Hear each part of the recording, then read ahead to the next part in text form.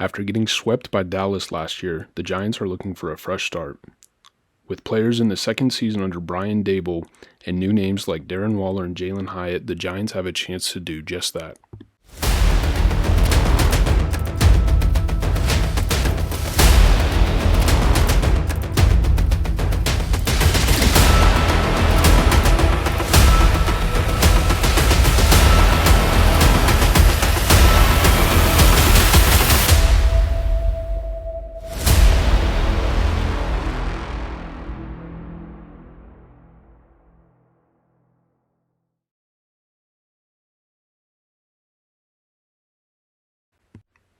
Welcome to the New York Giants versus Dallas Cowboys Week 1 preview. I think I said everything I needed to in the intro. We're just going to get right into it. So, yeah, the Cowboys swept us twice last year. They were not very good games. There were some positives to take away, but in Game 1, DJ was sacked 5 times. There were 25 pressures. That's the most in his career.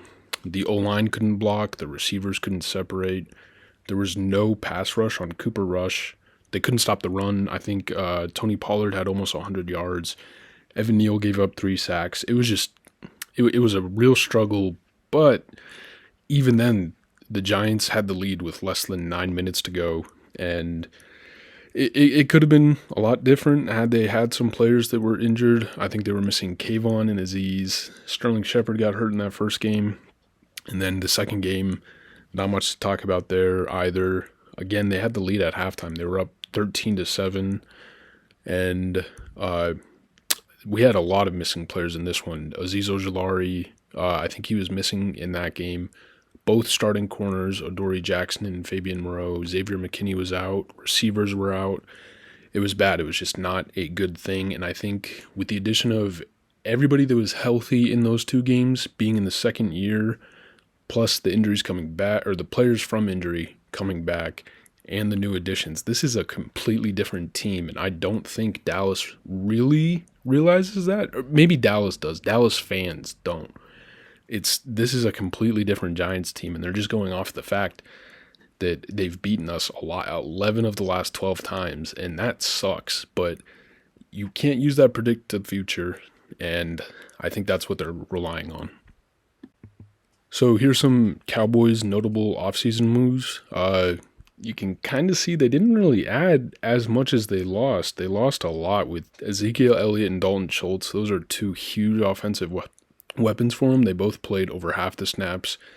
Anthony Barr, Connor McGovern, Anthony Brown, Noah Brown.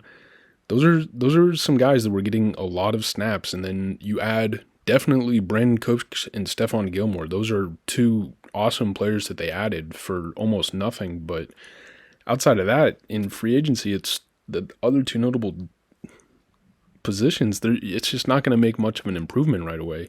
Same with, I think, the draft class. It's not going to make a day 1 impact. There's some good players in there. I love DeMarvion Overshown and Luke Schoonmaker, but I just don't think they're going to be day 1 impacts. Next, we have the Cowboys starting offense. There's no real surprises here. The only question we have right now is I'm not sure if we know what's going on with Tyler Smith. He has a hamstring injury. I think he's going to miss. Hamstring injuries, those linger for a while, but they might try to force him to play. I would love that, honestly, if they force him to play, because I think Dexter Lawrence and Leonard Williams are just going to feast up front either way if Tyler Smith isn't there. Man, but for the rest of the offense, you obviously have Dak Prescott, Tony Pollard, CeeDee Lamb, new addition Brandon Cooks, Michael Gallup, Dalton Schultz left in free agency, so you have Jake Ferguson. You got Tyron Smith. I don't know who's going to be playing left guard. Like I said, Tyler Smith is probably out. You have Tyler Biadasz. Zach Martin just came back after signing a big deal. And then you have Terrence Steele, who I think he's moving back to right tackle, right? He was right guard last season. But he's also coming off of an ACL tear, so I'm wondering if he's ready. It was kind of late. It was against the Texans in like week 14. I'm curious to see if he's already back. He was a very good run blocker. I'm not sure what his pass blocking numbers were, but I would expect Azeez Ojulari to be going up against him, and I would hope he'd have a pretty good game. So the Cowboys offense will be going against the Giants defense. You can see Kayvon, Leonard Williams, Dexter Lawrence, Ashawn, and Aziz. That's the front five, I guess. Then you have Bobby Okereke. I put Isaiah Simmons in at inside linebacker. I think it's going to be Micah McFadden as like the traditional linebacker, but I do think Isaiah Simmons is going to have a big game plan in this week, so that's why I put him up there. Tay Banks and Trey Hawkins, they're going to be on the outside corners, and then you can see in the bottom I have Adoree Jackson as the nickel.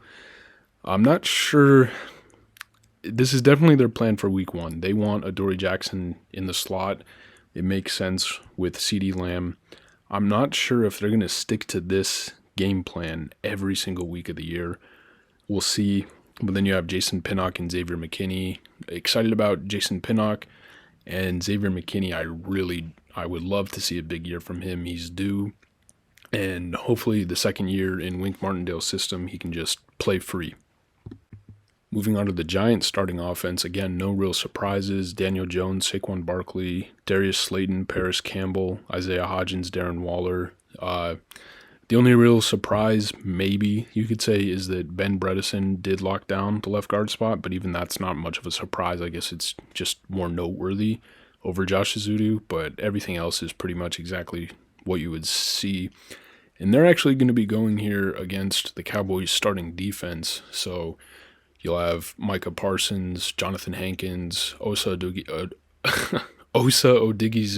DeMarcus Lawrence, Devin Harper, Damone Clark, Leighton Vander Esch, Trayvon Diggs, Stephon Gilmore, Jerron Kearse, and Donovan Wilson. I've seen a lot of people hyping this defense up as, maybe the best defense in football. And I have to be honest with you, I just don't see it to that level. It's a top 10 defense. I'm not trying to, Micah Parsons and DeMarcus Lawrence are scary, plus Trayvon Diggs and Stephon Gilmore. Jerron Kearse is no joke. He can cover pretty well. I think Darren Waller will definitely have the edge, but we'll see. Even the linebackers, they're not that great. I don't love the inside. You have Jonathan Hankins and Osa Odigizua. I like Mozzie Smith, but even him, rookie, what's he going to do year one? I just don't think this is the best defense in football. I do think it's top 10, but seeing the names listed out like that, I'm just not as scared of this defense as I was a week ago. Got some key matchups here. We got, like I mentioned, Darren Waller versus Jerron Kearse. I do think Darren Waller will have the edge, but Jerron Kearse he can cover those tight ends and he'll shut them down for a game. I think Travis Kelce had like 60 yards against him. I know that's not shutting down, but for Travis Kelce, Jerron Kearse played a good game. That's all I'm basically saying. Andrew Thomas versus Micah Parsons. The Cowboys might line Parsons up against Neal. Personally, as a former edge rusher, I always wanted to go up against the quarterback's blindside protector. So if that's just where coaches put the best pass rusher. If I'm Parsons, I want to go up against Andrew Thomas. We'll see how that goes this year when both players are healthy. Adoree Jackson versus CeeDee Lamb, that's another big one. Adoree Jackson kind of got beat last year by CeeDee Lamb in the first game. He didn't play in the second, but CeeDee Lamb was making some nice catches. Kayvon Thibodeau versus Tyron Smith. Again, I want to see the best pass rusher go up against the left tackle. I'm excited for Kayvon. He's one of my favorite players on the Giants, and I was even a huge fan of him before his last year at Oregon. I loved him, wanted him to be on the Giants. I'm really hoping for a big year, and I do think he can have that. Tyron Smith is like 32. I think he's going to have a little bit of an off year, a down year, and I think that starts week one against Kayvon Thibodeau, ready to just tear it up this year. And the biggest matchup here is actually going to be the two rookie corners on the outside versus Brandon Cooks and Michael Gallup. That is a huge storyline. I don't know if the Giants have ever started two rookies at corner, especially on the outside, and it's just not the best matchup for them. Michael Gallup and Brandon Cooks are going to be very good, and then you still have not Darren Waller, CeeDee Lamb going out at the slot. That's going to be tough. The Giants are going to have to play some stout defense, and I'm curious to see how those rookie corners can do. What I'm going to be looking for is, I mean, the first thing is Darren Waller. I think he's going to be DJ's favorite target this year. So I think that's going to pop right off the screen. I don't think you're going to have to look hard to find it. It'll just be like the preseason game. I think he's going to get a decent amount of targets in the first game. Uh, Maybe to the point where it might even, the first few weeks, people are saying he targets him too much, even when it's not there. I'm not sure. We'll have to see. Obviously, I mean, DJ's been smart with the ball. I don't want to try to discredit him. I'm not saying that, but just getting a new weapon, maybe sometimes you want to try to force it to them more than Richie James last year. That's all I'm saying. But yeah, Darren Waller and Daniel Jones, they had a connection. That'll be fun to watch. New and improved Evan Neal. That's another one of the biggest storylines in the offseason. I'm not the only one who said that. I know I'm not breaking ground with that, but it's just so true. One of the biggest problems with teams is if you are bad, it's either because you have bad quarterback play or bad offensive line play. And the Giants' offensive potential rises so much if Evan Neal is just an average offensive tackle this year. And this is a big test for the Giants' run defense. They made some investments this year with Bobby Okereke, Ashawn Robinson. They got Nacho and then Isaiah Simmons, though I don't think he's not much of a run defender. But yeah, they made some investments this year, and Mike McCarthy did say he wants to run the ball a lot more this year. So that's something they're going to have to be ready for. The next thing I'm looking for is how Jalen Hyatt's going to be used. I struggle to picture what they're going to do with him week one. I think they want to get him in motion, use a lot of free releases. Obviously, that's, no secret there. But I'm just trying to see, is he going to get drives at a time, or is he going to get plays at a time here and there, situational? Is he going to get any time in the red zone, or is he kind of going to be, middle of the field type stuff? We'll have to see. And then the last thing I'm looking for is all offseason, I've been saying Daniel Jones is just as good, if not better, than Dak Prescott, and I want to see that this game. I do not want there to be any question in this game that Daniel Jones is at least as good as Dak Prescott. I know it'll take the full season to really prove it, but I just want to see it in this game that it looks that way. Got some keys to victory. I think we need to have an efficient run game. This cannot be like the Texans game where you just hand it to Saquon 32 times and you expect him to get 150 yards. We cannot have that. If we're going to win, it's going to be on defense, stopping the run, committing turnovers with Dak, and we need to be efficient on offense. We need to have some explosive plays. Again, I know everybody says that. I'm not breaking any grounds. This is all just going to sound like chalk talk, but it's keys to victory in football. Of course it is. We need to move the line of scrimmage. Last year was awful. On either side of the ball, we could not move the line of scrimmage. And on both sides of the ball, I want to see that this year. I want to see lanes open for Saquon on offense. I want to see a clean pocket for DJ. And I want to see the defensive line move the Dallas Cowboys offensive line and get tackles in the backfield. That is just not something we saw last year. I also want to see Daniel Jones get in rhythm early. I think they're probably going to try to get the ball out of his hand quick with that pass rush. Makes sense. I think Saquon is going to be a huge part of the passing game in the early weeks of the season. I think they'll, wean off of it a little bit when they start getting Jalen Hyatt more involved. And Darren Waller's accustomed and we see what he is. But yeah, and again, the last thing, I already mentioned it, but just protect Daniel Jones. Evan Neal cannot give up 3 sacks. He cannot be pressured 25 times. That was ridiculous.